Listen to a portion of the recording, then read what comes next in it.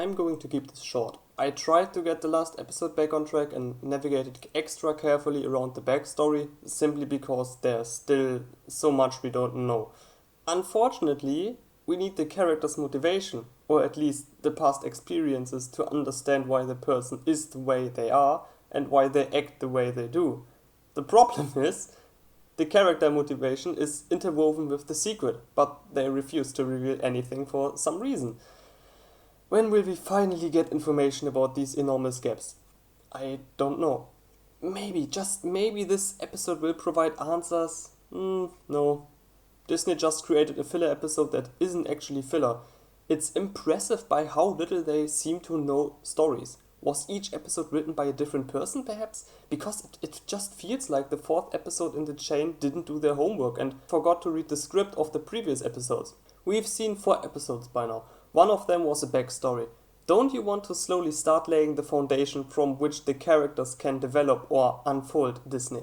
You waste an entire episode on the backstory only to forget all about it the next moment? Seriously?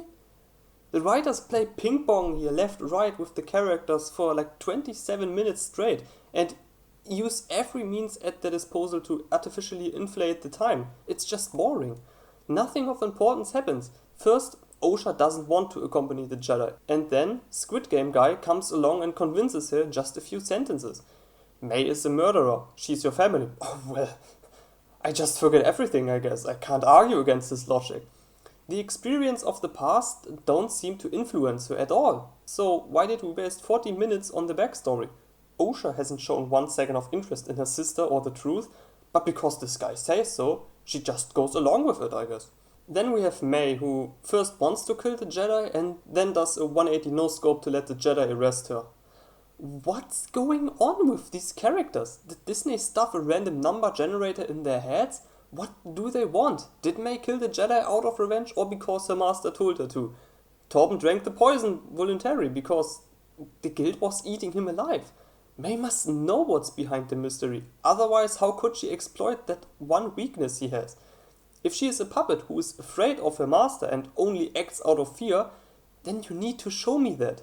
How else do you expect me to understand what is going on and what should I be afraid of? What makes the master so dangerous?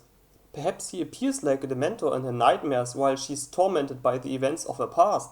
Maybe she had to watch students and friends be slaughtered if they didn't produce results. I don't know. Maybe he's a monster and kills for fun so he can get to Valhalla. I still know practically nothing about those characters. After that, we get a Lord of the Rings style journey with no idea how many pointless conversations to stretch the episode out. Squid Game guy has taken Osha so she can face her past. He will explain everything once she and May are safely on the ship. What? I thought May already knew everything, so why can't you explain it now? Osha is the only ignorant one. The crucial and interesting pieces of information seems to be pushed to the back until no one cares about it. I practically don't know the characters despite their backstory. Every character seems like simple chess pieces placed on the board without a soul. I doubt that any explanation will be enough in the end, but who knows? A wonder can still happen. Usually characters involved in a mystery want to find out the truth and actively seek out information. Osha, on the other hand, just stands around passively and lets herself be dragged along by all those characters without ever once taking the initiative herself. She does nothing the entire series. She's just useless. May, on the other hand, knows everything. She kills Jedi and we are supposed to feel something for her. Why not just give her a false belief that the master brainwashed into her, or I don't know. That way she could start to doubt her own knowledge. Then there would be something to work with, but no, that would be too much effort, I guess. Since she already knows everything, you can't do anything interesting with her, because we have to wait until the secret is finally revealed. And that applies to practically every character except Osha. But she has no interest in what is going on in the galaxy and just wants to get back to repairing ships.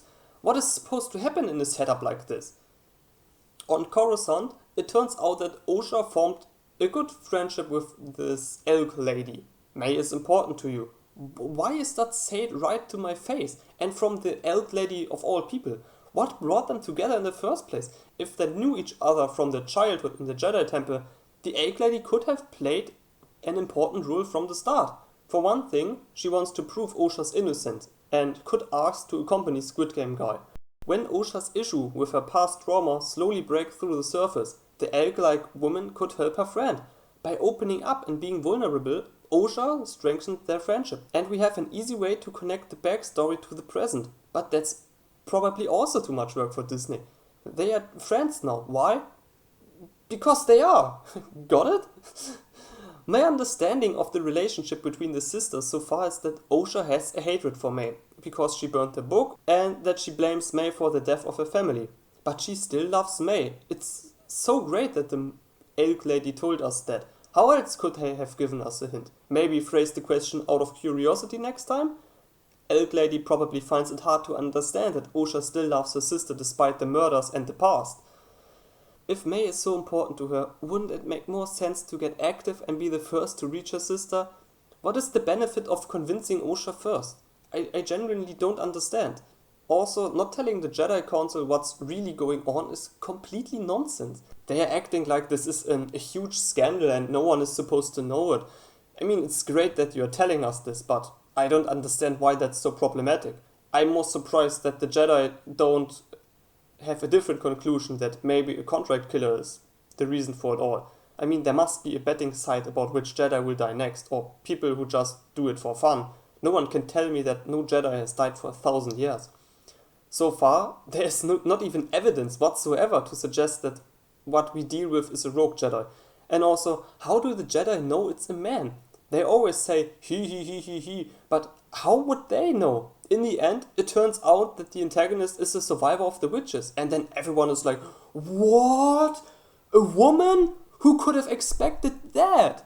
If it's a rogue Jedi, it should be easy to confirm. Who died without the body being seen? I think it's unlikely that a Jedi can simply disappear from the system and temple without being noticed. There's also a time interval. The disaster happened 16 years ago? So why not start looking there? The mystery is blown up to such a degree that it brings the whole series to a halt. Everyone around us knows, but it seems they don't care if we know. Why? As long as we don't know this truth, any emotional weight in the series has to be held back. And that's why there are such huge fluctuations in the length. They've bugged themselves down and can't fill the time because they don't want to accidentally reveal the secret. So nothing interesting happens inside the characters. To answer the video's question, yes, this episode is impossible to fix. At least not while no one knows what's actually going on. I can't save this episode as much as I want to. In the third, there was at least something I could work with, but nothing works here. The whole series has to be rebuilt from scratch. This video is so short because I can't talk about anything. It's just pretty pictures with sound. And of course, the Wookiee is dead. Who could have expected that? It would be interesting to see if he at least said one word in this entire series, or was this character only written to create a cheap death and to have a Wookiee inside of it for diversity, I guess. I will give the writers one thing though. The Dark Master appearance was great. The fear that gripped May when she realized her master was on the scene felt convincing. As the sun set, he slid gently out of the darkness, cloaked, almost like a phantom. That's how you should write, but they should have stopped right there. The force push was too much. Maybe some more things will be revealed that will shine a new light on the scene, but I don't have much hope left. I honestly don't know how a script like this got through. It's beyond my comprehension and needs to be analyzed by film schools in the future to show how it's not done.